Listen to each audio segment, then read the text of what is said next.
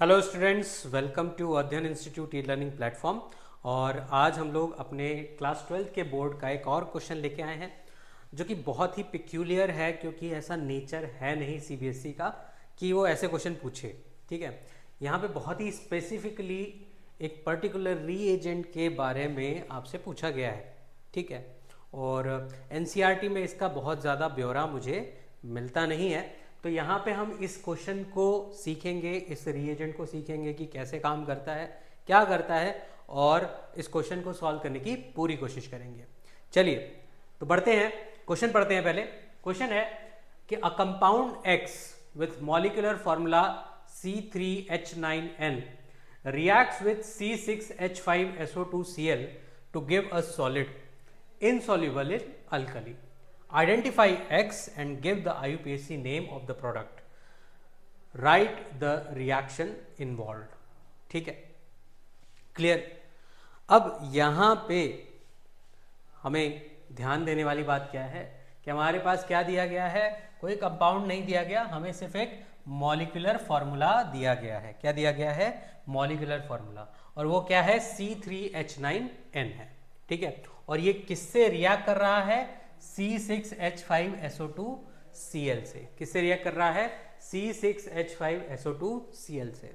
ठीक है, अभी डिस्कस करते हैं ये क्या है। और इससे रिएक्ट करने के बाद ये क्या दे रहा है? एक सॉलिड दे रहा है, और वो सॉलिड कैसा है? इनसॉल्युबल है। कैसा है? इनसॉल्युबल। इनसॉल्युबल है किसमें? अल्कली में। ठीक है, अब हमें क्या करना है? एक्स को आइडेंटिफाई करना है। ठीक है, एक्स को आइडेंटिफाई करना है और उसका IUPAC नेम लिखना है। चलिए शुरू करते हैं। अब इस क्वेश्चन का थॉट प्रोसेस क्या है? सबसे पहला थॉट प्रोसेस ये है कि हमें इस कंपाउंड को, जो गिवन कंपाउंड है हमारे पास, जिसको हम पहचान सकते हैं, जिसका हम स्ट्रक्चरली हमें दे रखा है, उसको हमें पहचानना होगा। ठीक है, तो पहचानेंगे कैसे भाई? पहचानेंगे इस तरह से कि ये जो C6H5SO2Cl है, ठीक है, ये क्या है? ये क्या है? ये है बेंजीन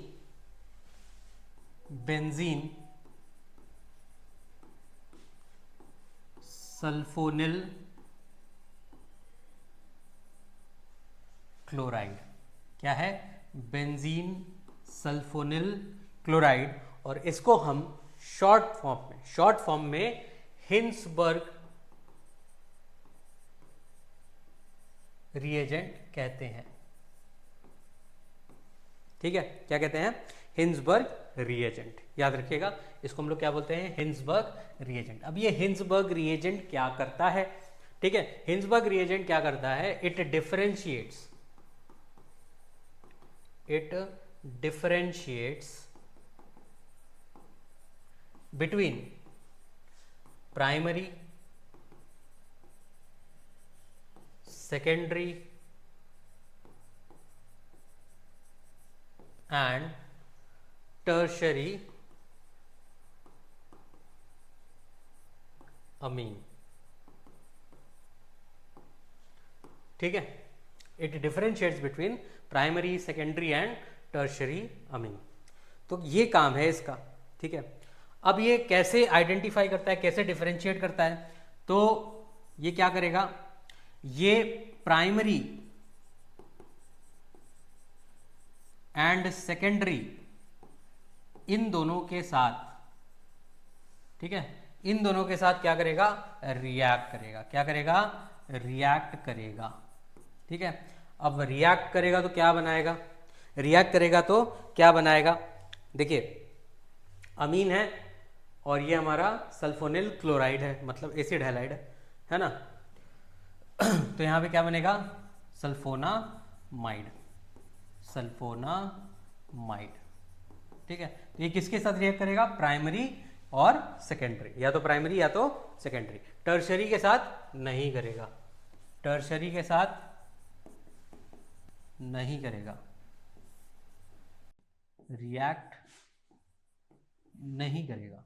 ठीक है, अच्छा, अब प्राइमरी और सेकेंडरी इन दोनों के साथ रिएक्ट करेगा, सल्फोनामाइड बनाएगा। लेकिन हम आइडेंटिफाई कैसे करें कि कौन सा प्राइमरी है कौन सा सेकेंडरी टर्शियरी, तो हमें समझ में आ गया कोई रिएक्शन नहीं देगा। ठीक है, तो प्राइमरी है और सेकेंडरी है तो ये कैसे रिएक्ट करेगा, ये हमें कैसे समझ में आएगा। चलिए, तो प्राइमरी के साथ जब ये रिएक्ट करेगा, ठीक है, प्राइमरी अमीन के साथ अगर मैं हिंसबर्ग रिएजेंट लगाऊंगा, ठीक है, तो ये जो सल्फोनामाइड बनाएगा वो सॉल्युबल होगा, सॉल्युबल इन अल्कली। ठीक है, और क्यों होगा, due to the presence of hydrogen, available hydrogen. ठीक है, कैसे, तो प्राइमरी अमीन क्या होगा, प्राइमरी अमीन होगा RNH2। ठीक है, RNH2 हम क्या करेंगे, किससे रिएक्ट कराएंगे, बेंजीन सल्फोनिल क्लोराइड के साथ। तो रिएक्ट करा दीजिए भाई, SOOCl। ठीक है, अब एक हाइड्रोजन इसका Cl के साथ चला जाएगा, HCl बना देगा, है ना, तो बचा क्या,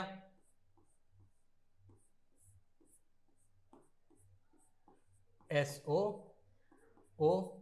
अब Cl चला गया, बॉन्ड किसके साथ बनेगा, N के साथ, तो N R और H, ये प्रोडक्ट बन गया, प्लस HCl। तो क्योंकि यहां पे एक हाइड्रोजन है, ठीक है, क्या है, एक हाइड्रोजन है, अवेलेबल हाइड्रोजन है, इसलिए ये सॉल्युबल होता है अल्कली में। ठीक है, ये जो चीज है, ये प्रोडक्ट हमारा सॉल्युबल होगा अल्कली में। लेकिन अगर हम सेकेंडरी के साथ करेंगे, सेकेंडरी अमीन,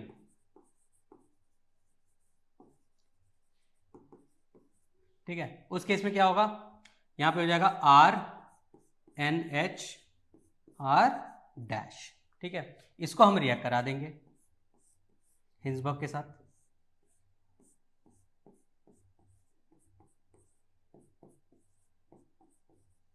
तो अब एक तो हाइड्रोजन इसका HCl बना लेगा। ठीक है, बचा क्या, बचा क्या, बचा कुछ नहीं साहब, हाइड्रोजन तो चला गया, है ना, हाइड्रोजन तो चला गया है, सल्फर, ऑक्सीजन, ऑक्सीजन, यहाँ पे नाइट्रोजन के साथ बॉन्ड, यहाँ पे R, यहाँ पे R डैश। अब इसके पास कोई अवेलेबल हाइड्रोजन नहीं है, अवेलेबल हाइड्रोजन नहीं है तो ये इनसॉल्युबल होगा अल्कली में। ठीक है, इनसॉल्युबल होगा अल्कली में, this is insoluble in alkali.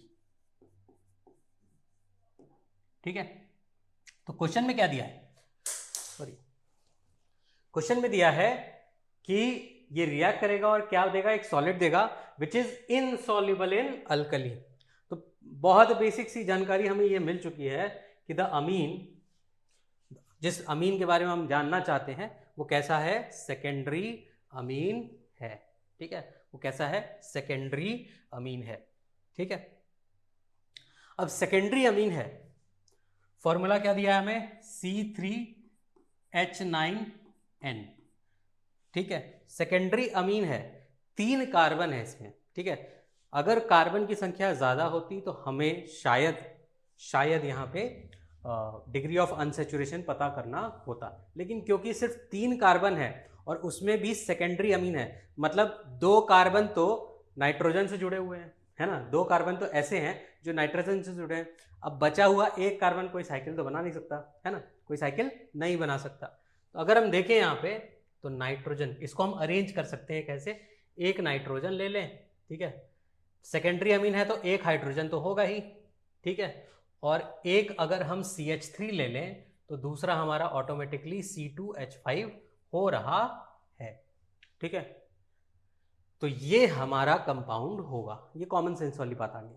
ठीक है, क्योंकि वो क्या कर रहा है, इनसॉल्युबल में हो रहा है अल्कली में, जो प्रोडक्ट दे रहा है तो वो एक सेकेंडरी अमीन है जो कि रिएक्ट कर रहा है, और वो सेकेंडरी अमीन यही हो सकता है और कुछ नहीं हो सकता। क्या यहाँ पे कोई रिंग बन सकती है, नहीं। क्या यहाँ पे कोई डबल बॉन्ड आ सकता है, नहीं, सब फिट हो रहा है। अब ये अगर कंपाउंड है हमारा, ठीक है, तो इसका नामकरण भी कर देते हैं, IUPAC नेम क्या होगा, है ना, IUPAC नेम, IUPAC क्या होगा भाई, इसका अमीन है, एक कार्बन है जो कि एक चेन जो है वो नाइट्रोजन से ऐसे जुड़ी है, दूसरी कार्बन की चेन ऐसे जुड़ी है, और एक हाइड्रोजन है, तो अमीन तो होना ही है, लास्ट में सफिक्स जो है वो अमीन होना है। प्रीफिक्स में क्या आएगा, जो छोटी चेन होगी उसको हम पहले लिख देंगे, तो ये क्या है N, क्योंकि नाइट्रोजन से जुड़ा हुआ है कार्बन, तो N मिथाइल इथेनामाइन, ये हमारा कंपाउंड हो गया X, दिस इज X, ये आंसर है। ठीक है, साथ में रिएक्शन भी बोला है ना, रिएक्शन भी बोला है, तो रिएक्शन तो हम सीधे सीधे लिख सकते हैं, जो कि होगा C2H5 NHCH3 plus Cl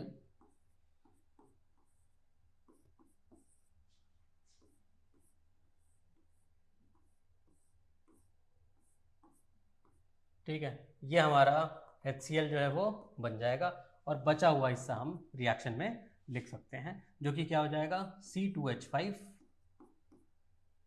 NCH3 S double bond O और एक बेंजीन रिंग। क्लियर है, तो ये हमारा रिएक्शन है। ठीक है, थोड़ा सा हिंसबर्ग रिएजेंट के बारे में और जान लेते हैं। ये जो हिंसबर्ग रिएजेंट है, ठीक है, हिंसबर्ग रिएजेंट जो है, अगर यहाँ से Cl माइनस जा रहा है, क्या जा रहा है, Cl माइनस जा रहा है, तो यहाँ पे S के ऊपर क्या आएगा, प्लस चार्ज आएगा, है ना। Cl माइनस अगर जाएगा तो S के ऊपर क्या आएगा, प्लस चार्ज। प्लस चार्ज क्या होता है, वो कंपाउंड क्या होगा, वो आयन क्या होगा, इलेक्ट्रोफाइल होगा। ठीक है, तो ये याद रखिएगा कि जो हिंसबर्ग रीएजेंट है, ठीक है, हिंसबर्ग रीएजेंट है, वो एक इलेक्ट्रोफाइल होता है। It acts as N